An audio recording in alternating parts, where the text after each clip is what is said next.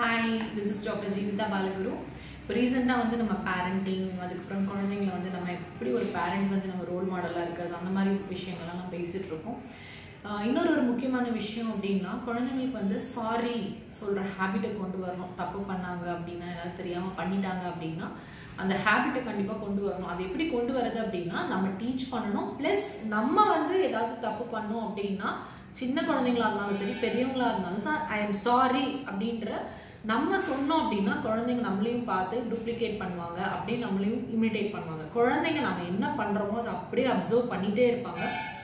அதனால கண்டிப்பாக நம்ம ஏதாவது தப்பு பண்ணோம் அப்படின்னா இமீடியட்டாக சாரி சொல்லலாம். குழந்தைங்களா இருந்தாலும் பரவாயில்ல, கண்டிப்பாக நான் சொல்லுவேன். தப்பு பண்ணோம் அப்படின்னா கண்டிப்பாக சொல்லுவோம். அதே மாதிரி நமக்கு ஏதாவது ஒரு விஷயம் கிடைக்கும் போது இல்லை ஏதாவது நம்ம வாங்கி கொடுக்கும்போது தேங்க்யூ அதையும் வந்து நம்ம ஹேபிச்சுவலாக கொண்டு வரணும். இன்னொரு விஷயம் என்ன அப்படின்னா குழந்தைங்களுக்கு வந்து ஏதாவது அவங்க கேட்ட உடனே நம்ம வாங்கி கொடுக்குறத விட அதுக்கு நம்ம ஏதாவது ஒரு சின்னதாக இந்த மாதிரி நீ முடிச்சுட்டு அந்த மாதிரி ஏதாவது ஒரு ரிவார்ட்ஸ் மாதிரி கூட கொடுக்கலாம்.